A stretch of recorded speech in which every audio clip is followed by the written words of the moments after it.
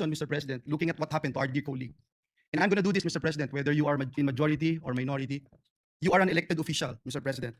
And for someone, especially coming from a different agency of the government, trying to do something like that in violation of Article 147, Chapter 2 of our revised penal code, Mr. President. Maybe, Mr. President, it is the right time for us, while we are having a session, to cite in contempt these individuals trying to prevent Senator Bato de la Rosa from reporting for work to do his job as elected senator of the Republic of the Philippines. Here, that we cite these individuals in contempt. So move, Mr. Is President. there any objection? If not, the John Does and Jane Does as identified individual are held in contempt. I am directing the OSAA to put in custody, Senate custody, to the said individuals and to detain them in the Senate premises. If they need assistance, you're authorized to coordinate with the Pasay City PNP. An existing law. I'm citing Republic Act 9851, which is about transnational crimes, international crimes, crimes against humanity. Ang sinasabi po ron, Mr. President, is very clear, specifically under Articles 17 and 18. Na kung sinasabi, sa ganitong mga kaso, ang talagang merong jurisdiction, primary jurisdiction, ay yung ating local courts, Mr. President. Our rules is consistent with Senate Resolution number 44, is consistent with precedents. So is there any objection? If not, the motion is carried. Mr. President.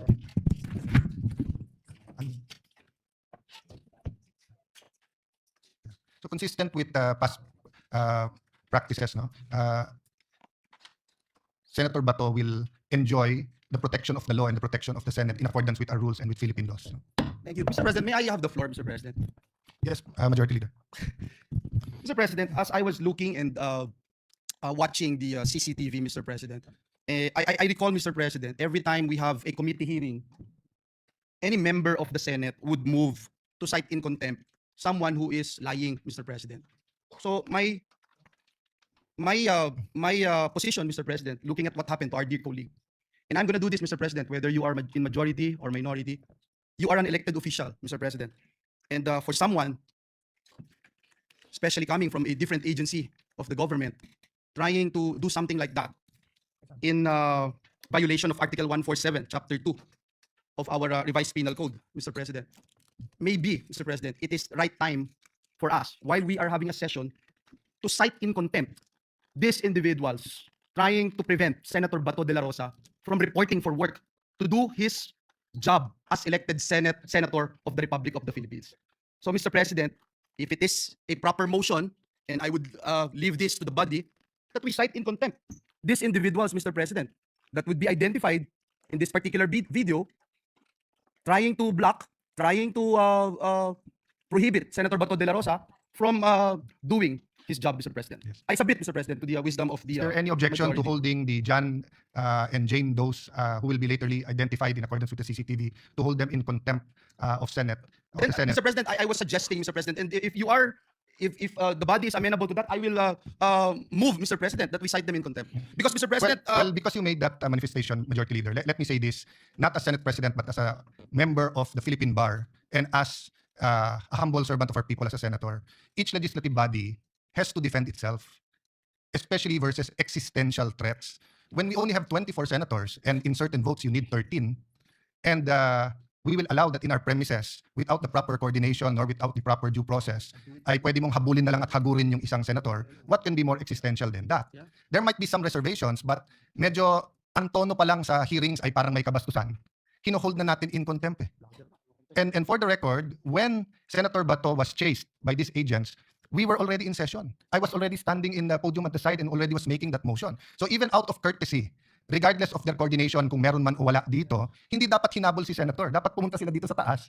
Nakipag-usap sila. Gwardiyahin nila lahat ng pinto. Pero hindi dapat makipaghabulan sa kahit sinong senador dito sa loob. So it is really the pleasure of the body. But if we do not take a hard stance regarding that, do not regret or do not ask ourselves why, tomorrow, baka may checkpoint na malapit sa bahay natin at huhulihin na tayo. Because my understanding of parliamentary immunity goes to the extent of even being secure in our traveling to the Senate. Eh, eto na sa loob na ng Senado eh. So, Majority Leader, maybe you should consult the other senators or make the motion, and then, so can we recognize first Senator Estrada? Thank you, Mr. President. There's an additional violation of the elements of the National Bureau of Investigation who chased or who prevented Senator Bato from attending sessions. I invite the attention of our colleagues in Article 145 of the Revised Penal Code. If I can read it to you. Violation of parliamentary immunity. The penalty of prison mayor shall be imposed upon any person who shall use force, intimidation, threats, or fraud to prevent any member of the National Assembly from attending the meetings of the Assembly, which in this case, the Senate, or any of its committees or subcommittees, constitutional commissions or committees, or divisions thereof, from expressing his opinions and casting his vote. And the penalty of prison correctional shall be imposed upon any public officer or employee who shall, while the Assembly is in regular or special session, arrest or search any member thereof, except in case such member has committed a crime punishable under this code by a penalty higher than prison mayor. That is all, Mr. President. We take note of that, Senator Estrada, and it's 100% correct. But the reason why this the presiding officer has not mentioned administrative and criminal law is because we can ask the Committee on Rules and the Committee on Public Order to have an investigation. Meaning my immediate concern is the integrity and the safety of the Senate as an institution. It isn't even about Senator Bato. They could be arresting people from the other side of the aisle or other side of the politics here. I would have the same stand that you have to coordinate first, then we have to accept that they have legal authority. If not, you give the senator the opportunity to go to court, or as Senator Marcoleta said, all legal remedies. Wala namang problema po sa legal remedies. If we go to all the presidents, you will see na eventually yung iba nag-surrender din. Pero yung korte ang nag-utos, hindi yung mga law enforcers. So my point is, we will deal with the administrative and criminal liabilities, if any, according to the findings of our committees. But right now, before us is the question of what does the Senate in plenary as a body do to protect itself. And Senator Villanueva suggested holding them in contempt. May I remind everyone that when someone is held in contempt, they are allowed to purge themselves of that contempt by either giving justifiable reason or by apologizing. My information at this point in time, and anyone can correct me if I'm wrong, they are still here and they are still threatening to arrest him here. So, what is the pleasure, Majority Leader? May I ask for a minute suspension, Mr. President? Session is suspended. There was an earlier inquiry by this representation which led to the body's unanimous consent to move that we cite in contempt those individuals running after Senator Bato de la Rosa, trying to block him from doing his job. And until such a time that they can satisfactorily explain to us what happened, Mr. President, the body, with the permission of everyone here, that we move, that we cite these individuals in contempt. So move, Mr. Is President. there any objection? If not, the John Does and Jane Does as identified individual are held in contempt. I am directing the OSAA to put in custody, Senate custody, to the said individuals and to detain them in the Senate premises.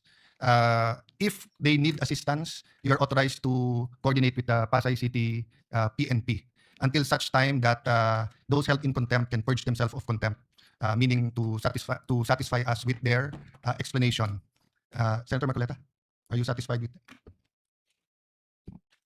Yes, Mr. President, I'm satisfied. Incidentally, I think the incident this afternoon can also be used to appeal to the Supreme Court that it's now high time for them to dispose or act on the petition, on the inquiry, whether or not the former president was, or the abduction of the former president violated Philippine laws. And if they can act precisely on the basis of what happened today, we will be guided in future incidents that may happen. Sana wala naman.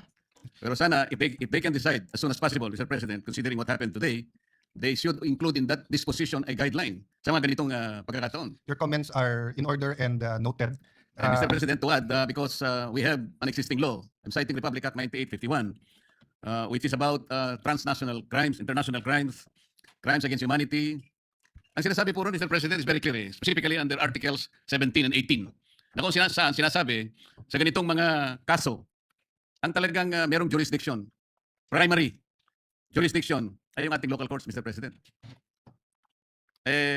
Paano ngayong mangyayari na mas kakatigan pa ng mga taong gustong humuli kay Senator Bato yung sinasabi na warrant of arrest? Alin ba yung pakikinggan nila? Alin ba yung unang nilang tutuparin? Yung inaatas ng isang korte na ang kanyang jurisdiction is not questionable considering that we have already withdrawn from the Rome Statute. Bakit po yun ang kanilang gagamitin? Halimbawa po sa Article 17, Mr. President, sinasabi po doon na yung surrender o yung extradition ay pwedeng gawin in accordance with existing extradition laws or treaties. Alam naman natin, hindi naman po bansa ang ICC, Mr. President. To further your discussion, Senator Marcoleta, under the ICC rules, if a nation exits ICC, they're given 1 year to authorize an investigation. And this was brought up by the former president's defense team that the investigation happened 1 year after na 1 year, yung investigation which led to the charges. But yet in the appeals court ng ICC, they upheld the charges. So what is the net effect nito for the public to know and for members of our PNP and AFP to know? That means that under the Duterte ruling, whether it's the Marawi siege, whether it is the battle, the 30, 40, 50 year fight with the Communist Party, CPP, and PA, the ICC now can suddenly come out with warrants for any cabinet member or any elected official or any general or colonel or sergeant of our military and police under the doctrine that they did under Duterte. So if you do not have to pass Philippine courts, then we will have dozen, 2 dozen, 4 dozens, 100 former Senator Trillanes going to different places and just picking up anyone and saying that they have to be brought to The Hague. So that would be ridiculous. So that is precisely why we passed House Senate Resolution 44, that each Filipino, regardless of political color, regardless of background, will have to have their day in court. Having said that, we will, in fact, deal with that during the hearings of the Committee on Rules and the Committee on Public Order. What is important right now is that we assure the Philippine Republic that the Senate is functioning and there is no threat from stopping us by any legal machination or manipulation. Having said that, Senator Marcoleta, with your indulgence, just while we were passing the motion to hold in contempt the NBI agents, retired Major General Rene C. Samonte, our Sergeant of Arms, gave me this. May 11, 2026, for Senate President Alan Peter S. Cayetano, sir, as directed herewith is the sequence of events as to the reported assault on Senator Ronald De La Rosa. Earlier this morning, 0700 hours, NCR Chief Attorney Dong Gallo paid a call to the undersigned to coordinate an arrest order. As per agreement, the supposedly arrest should be effected when the warrant of arrest is presented as per guidance of former Senate President Vicente C. Soto. On or about 2 p.m., the warrant of arrest was shown to the former Senate President in the presence of the undersigned, but copies were not allowed to be distributed. Truly yours. So the investigation will bear out what happened. The point I want to make is that even assuming fully coordinated yung arrest warrant, they should have approached Senator Bato or approach the Sergeant at Arms, given a copy of the warrant and negotiate his surrender because they are in Senate premises. Pero instead, nakipaghabulan sila. Hinabol nila, they attempted to stop Senator Bato from attending the session. Even ordinary arrest, konsehal, vice mayor, Sangguniang Panglalawigan, even SK.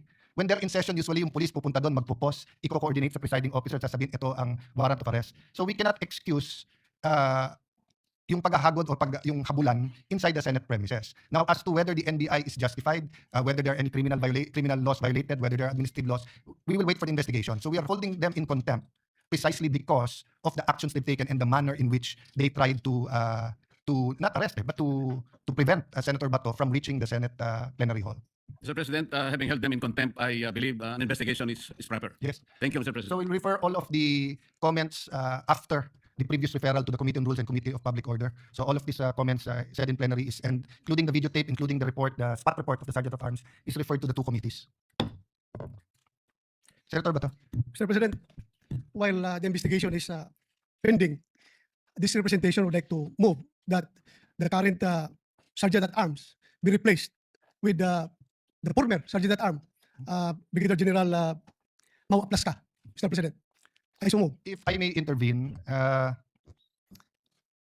appreciate your immediate action, Sergeant at Arms, and I had a couple of sidebars this afternoon, and I think this is my only interaction with you except for bumping into you. He's been very candid. He's acted on it right away, but just given the situation now, I tend to agree with Senator Bato that in the meantime, we have an acting Sergeant at Arms. But if the good general can continue assisting the Senate, your service is very much appreciated. But I think it will also protect you from future. Before we decide on the motion of Senator Bato, Senator Marcoleta.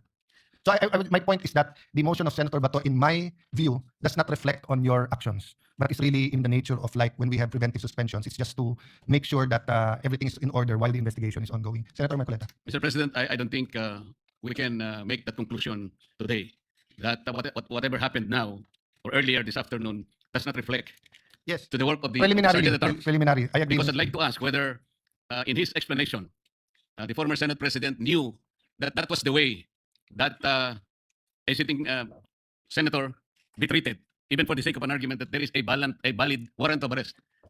Was the procedure explained to the the former Senate President, that the way he should be arrested was explained and approved by the former Senate President? That is the question that the Secretary General should answer. Because if the former Senate President allowed it, then he himself was responsible in what happened earlier.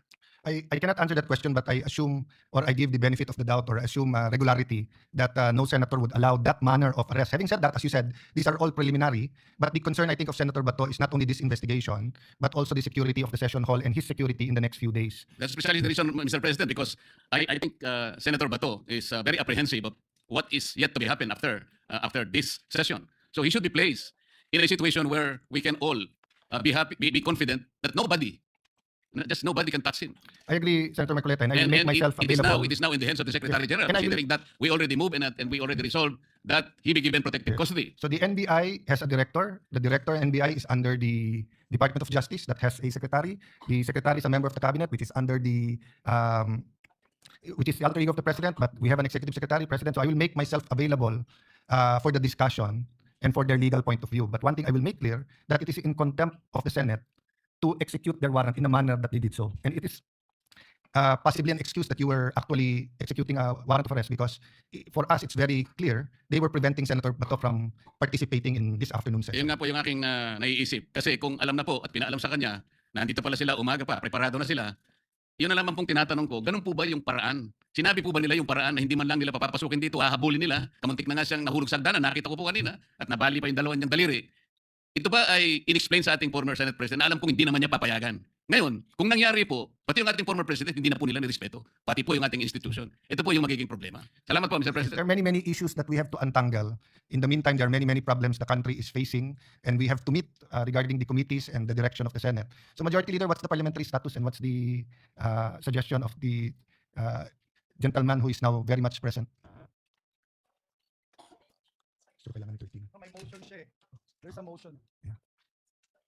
So, yeah, din na ba yan? Session suspended.